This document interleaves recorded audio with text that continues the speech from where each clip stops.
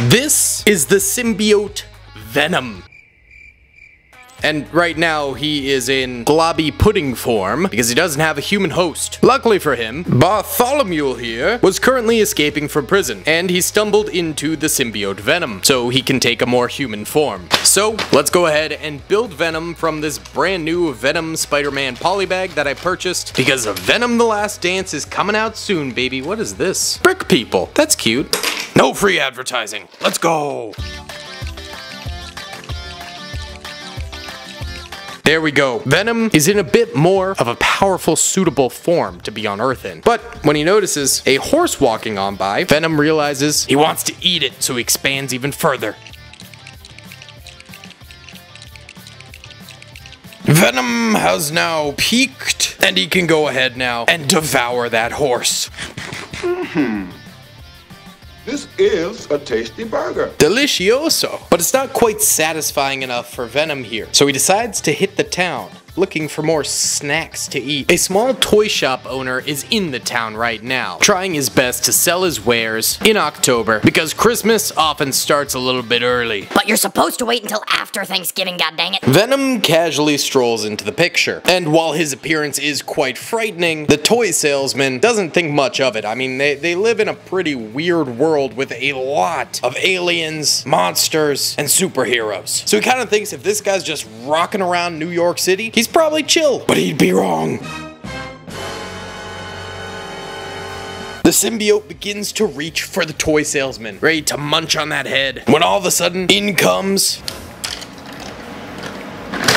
your friendly neighborhood Spooderman with his sticky webs. He quickly ties up Venom. Venom does struggle a little bit, but the body he inhabits just isn't up to par to compete with Spider-Man's webs. So instead, he turns back into a symbiote blob. Spider-Man doesn't understand what this means, but honestly just decides to rock away. He doesn't need this nonsense in his life. Ain't nobody got time for that. Nearby, Eddie Brock is absolutely peeved about this. He wasn't able to get a single shot of Spider-Man fighting the villain, and he just knows that Peter Parker is gonna end up getting that shot, and he'll be left in the dirt again. As he walks by, Venom senses the anger rushing through Eddie, and so he symbiotes on into him. And inside the symbiote void, Eddie and Venom have a bit of a conversation between each other's consciousness. They both hate Spider-Man. Eddie for having to hunt for photos from him while Peter Parker somehow gets them, and Venom because Spider-Man kind of ruined his lunch, and it's kind of a jerk thing to do, to be honest. So Eddie agrees. He will become Venom, and Venom will become him. The bold strategy, Cotton. Let's see if it pays off for him. The first thing they do with the new host is go to a burned down, decrepit warehouse. It's actually still on fire. I don't know how that is. It's been on fire for years. But there's a nice little potted plant here, so it's not all bad. And the reason they're here is to visit an old enemy of Venom's. That would be this guy here.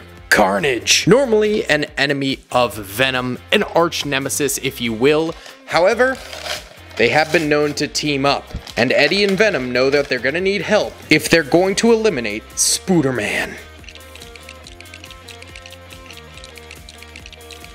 Venom's arch nemesis Carnage makes himself known, and the two symbiotes go into deep conversation. Venom promises Carnage all the heads he can eat in exchange for his service in fighting Spooderman. Carnage is down for this. He loves to consume a good head.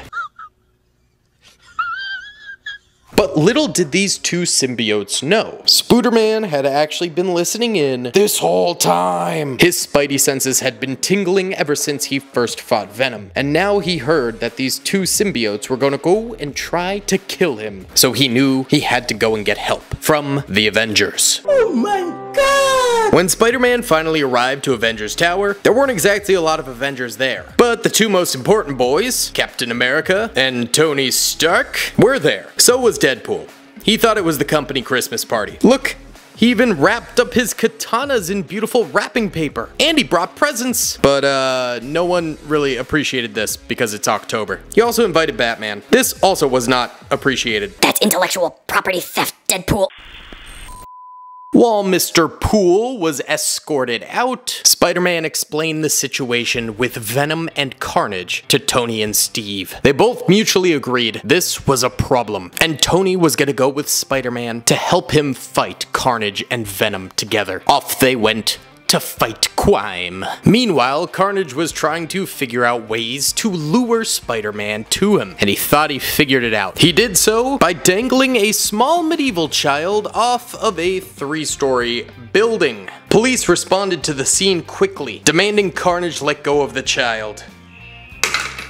Probably not the best choice of words. He plummeted to the ground, and when they drew their weapons, Carnage just engulfed them, devouring the police. But then, Spider-Man swung into frame. Spider-Man did not want to face Carnage alone. He knew that he would need Tony's help to take him down, but he was arriving a little late because Venom had symbiotified Iron Man, turning him into Black Iron Man. Oh, hell no! And with Tony's futuristic technology, blew up the scene. Carly, can you add like a massive explosion? Spider-Man had been blown into the wall, and Carnage had been wrapped around a tree. He was now stuck, and Venom wouldn't have it any other way. He prepared his wrist rockets to take out Spider-Man once and for all. But Spider-Man hit him with the web shooter and slide tackled Venom. He wrapped up the Venomified Tony Stark, and then took down the tree that Carnage was tied up to, and also wrapped him around that even further, making sure Carnage couldn't go anywhere. But now there was the problem of getting the symbiote off of Iron Man. Peter was a smart dude, but it seemed like these symbiotes were tough, and the only thing he could do was beat him up. They just wouldn't die. More police reached the scene. This is Greg, the beat cop. He tried pulling out his gun and shooting Venom in the head.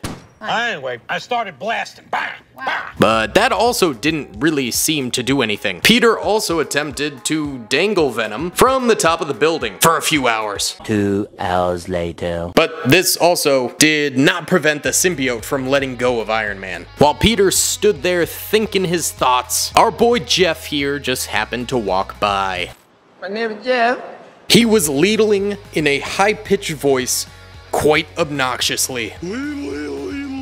And it just so happened to cause the symbiote to drip off of Iron Man into a puddle on the ground, leaving him hanging. This time, Spider-Man understood that this little black goop was actually his enemy, and not, in fact, like, just tar or so. I don't know what he thought it was in the first place. This is just weird. Spooderman had saved the day, along with his boy Jeff. And Nick Fury here took the symbiotes of Venom and Carnage away with him. Iron Man was still dangling, and he was a little bit peeved about that, to be honest. Agent Fury would be doing totally humane and harmless tests to the symbiotes. Yeah, he totally doesn't commit war crimes, don't worry. Either way, guys, thanks so much for watching this fun little video I wanted to do for Venom: The Last Dance. I'm excited to go and see it. Hopefully I'll have seen it when this video comes out. But today's giveaway, we are going to be giving away this Spider-Man and this Venom Iron Man. All you gotta do to enter in to win the giveaway is hit the like button, subscribe when notifications turned on, and comment down below your favorite Spider-Man universe character or villain. Like and subscribe. I appreciate you watching. Goodbye.